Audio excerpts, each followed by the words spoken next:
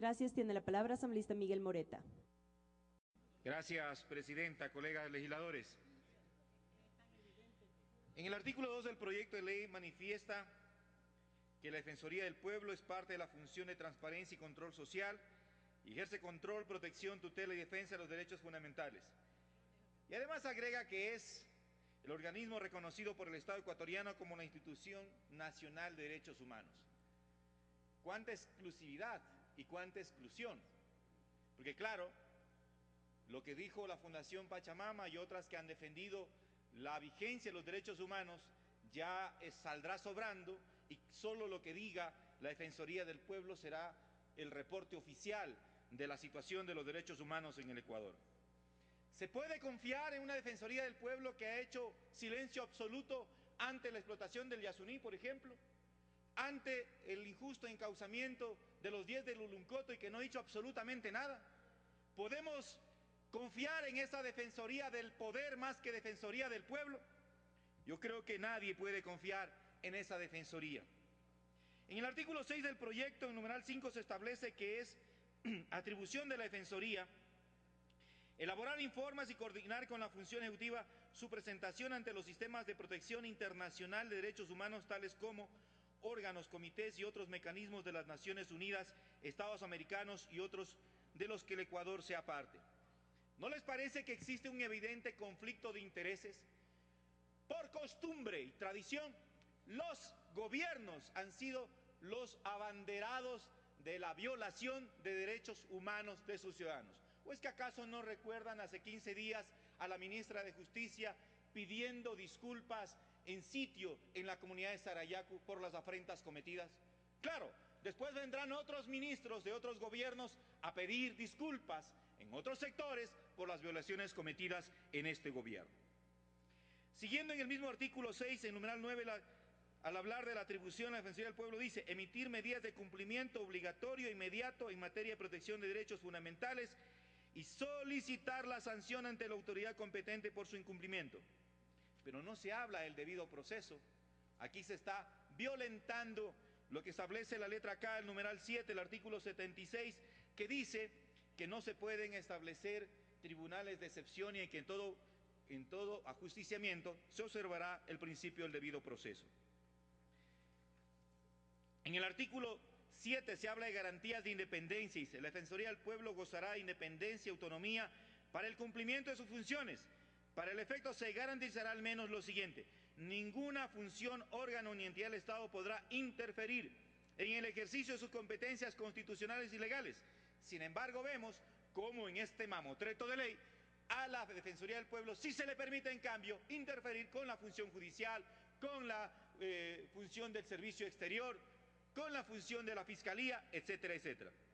En el artículo 17, cuando habla de los casos competencia exclusiva de la Defensoría del Pueblo, dice: los casos paradigmáticos, entendiéndose como tales aquellos en los que no haya precedentes judiciales o constitucionales en su desarrollo e interpretación, o aquellos casos que permitan la creación o reconocimiento de otros derechos o el establecimiento de una política pública.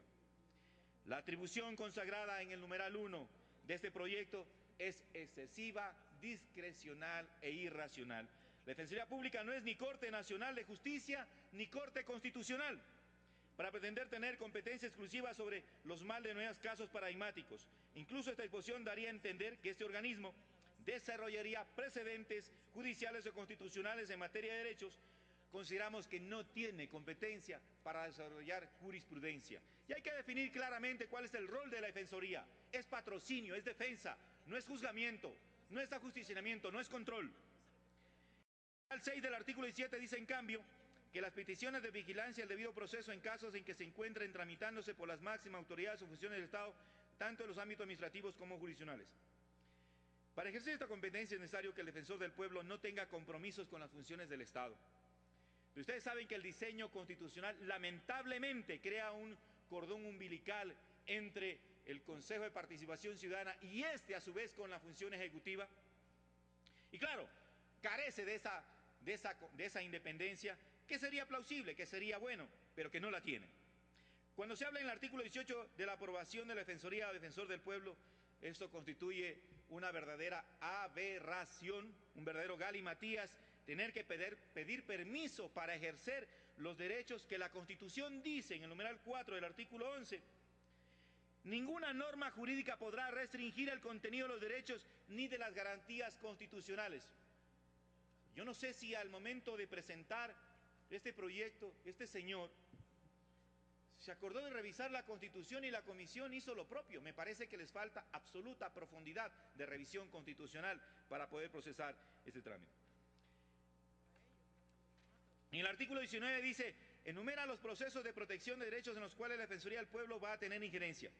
Es así que en el parágrafo 2 se refiere a la observancia y vigilancia del debido proceso, señalando en su artículo 1, en 21, que la Defensoría del Pueblo realizará el seguimiento y la supervisión del conjunto de actos y etapas realizados dentro de un procedimiento administrativo o jurisdiccional en el que se determinan derechos u obligaciones de cualquier índole, a fin de asegurar la aplicación, la oportunidad y la eficacia del derecho fundamental al debido proceso.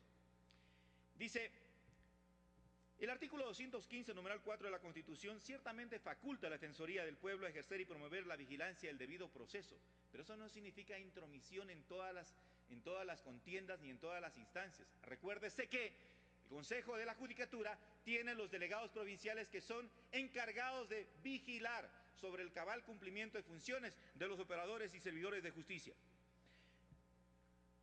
Precisamente con este artículo, los siguientes que constan en el parágrafo, tales como el 22, 23, 24 del proyecto de ley, se observa que la Defensoría del Pueblo se va a inmiscuir en las esferas de los tribunales, juzgados, cortes e instancias administrativas a pretexto de garantizar el debido proceso.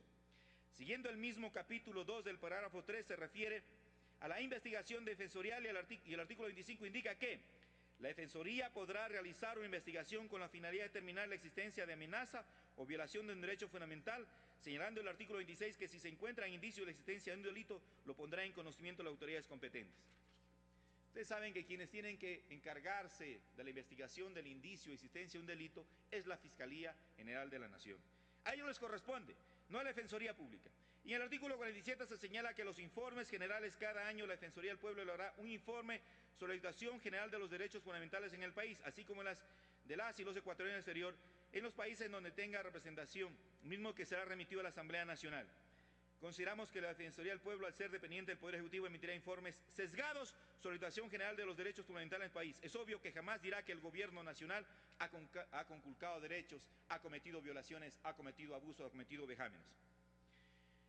De un tiempo a la fecha se está haciendo muy común y recurrente que los proyectos de ley que promueve el oficialismo tienen las siguientes constancias. Primero, faltan vocales, palabras, letras del abecedario para darle atribuciones. Le sobran atribuciones y no obligaciones. Se hace superposición de funciones, triplicación en este caso, de funciones entre el servicio exterior, la Defensoría Pública y la Defensoría del Pueblo. Yo creo que estas atribuciones que se le está dando al Defensor del Pueblo tienen que ser con beneficio de inventario y analizando su costo-beneficio. ¿Cuánto ha funcionado la Defensoría del Pueblo en las ciudades y provincias? Yo les voy a decir, en Santo Domingo se registró un caso en que se seguía por parte de la empresa municipal de agua potable Coactiva a miles y miles de consumidores en la Santa Marta, sector 7, donde ni siquiera se habían instalado las respectivas acometidas. Sin embargo, ellos dijeron que no podían hacer nada. En la parroquia Cube del cantón Quinindé, en el invierno pasado, 58 familias perdieron su casa por el torrencial aguacero. Sin embargo, no ha asomado el Defensor del Pueblo para hacer la gestión correspondiente ante la Secretaría de Riesgos y devolverles a esos ciudadanos su casa, su hogar. Entonces, uno se pregunta, ¿qué hay detrás de todos estos proyectos? ¿Es más incremento del gasto público? ¿Es más incremento de burocracia? En los tiempos del socialismo de las guayaberas se hablaba solamente de los focos ladrones. Hoy, en el socialismo del siglo XXI, se debe hablar del foco ladrón, del teléfono ladrón, del grifo ladrón. Incluso, a confesión de parte, relevo de prueba, de la discriminación de asambleístas, como se ha dicho aquí, del propio movimiento Alianza País. Entonces, yo creo que hay que reestructurar estas cosas y darle una ley que efectivamente vaya a defender a los ciudadanos, no a defender a quienes están en el poder de turno. Gracias, presidente.